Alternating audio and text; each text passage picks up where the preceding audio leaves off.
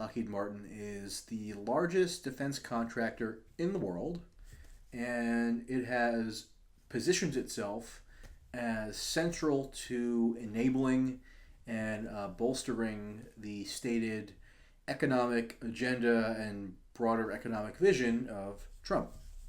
Um, the CEO of Lockheed Martin, Marilyn Houston, met with Trump prior to his inauguration and had very flattering things to say about the president-elect. I had a great meeting with the president-elect. It was outstanding. And once Trump was inaugurated, the meetings continued. Marilyn Houston has taken part in a manufacturing roundtable event at the White House in which she invited Trump to the Fort Worth facility where Lockheed Martin manufactures its flagship product, that being the F-35 fighter jet. Lockheed Martin they've just announced 1,800 new jobs, and U.S. plants, we're doing a great job. Thank you, Mr. President. Marilyn Houston, Lockheed Martin Corporation. I just want to thank you for this opportunity that we've spent this morning in the working groups and the opportunity to talk to you today about generating jobs. We're very excited about the fact that this is one of the first actions that you want to take on. So thank you very much. Well, thank you, and thank you for what we did. Lot 10, we call it. Lot 10, 90 planes. It was 90 planes out of 3,000, but it was not doing so well, and now it's doing great, right? That's right, Mr. President. Okay, and good. we welcome you to Fort Thank Worth you. to see those aircraft on the production line. Good, very good. Thank you, Marilyn.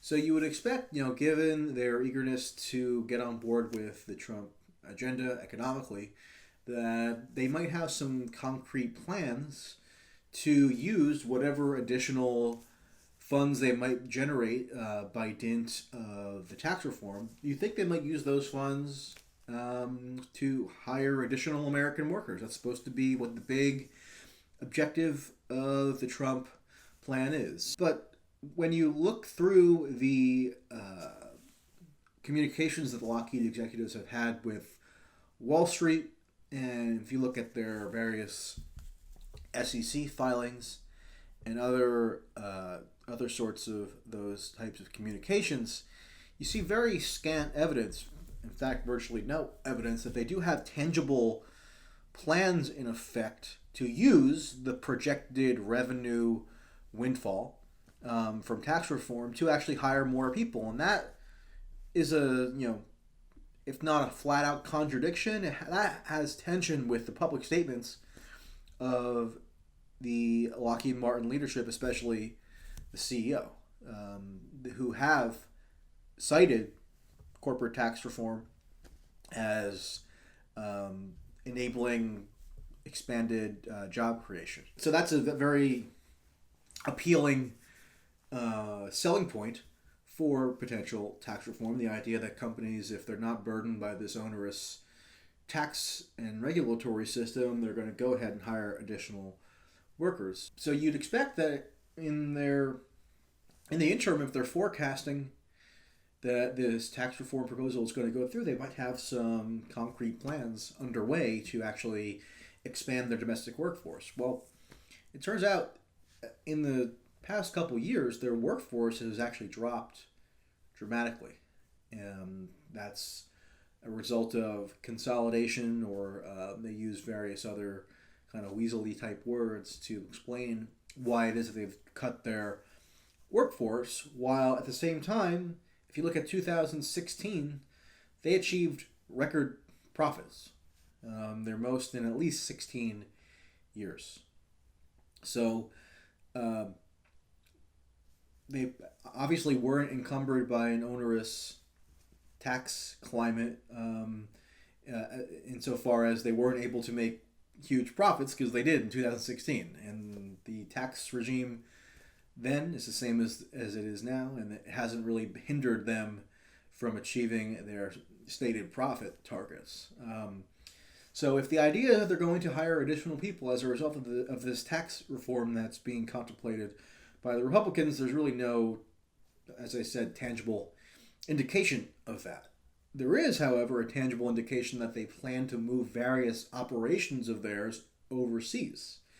And the most important example of that, at least so far, is their F-16 production. Now, the F-16 fighter jet is an older model. The F-35 now is what the U.S. government has utilized from Lockheed Martin in recent years, but the F-16 is a very visible brand for Lockheed Martin, if you want to use the word brand to apply to systems of death like fighter jets. But branding is what we're all about here. So it is a very recognizable brand for them. The U.S. government actually hasn't placed any orders for the F-16 since 1999, but the F-16 had been produced in the United States. First for a number of years at its Fort Worth facility, and then just as of the past couple months, that has been transferred to Greenville, South Carolina. The ultimate intention is to move F-16 production out of Greenville entirely and to India. So,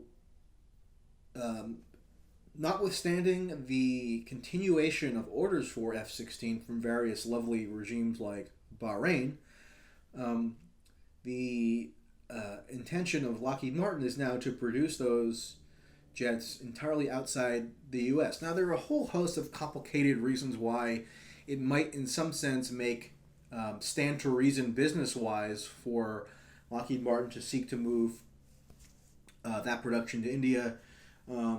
One of which is that it's been a long-standing goal across U.S. administrations to forge closer military ties with India, to blunt China or whatever the kind of cockamamie geopolitical rationale is.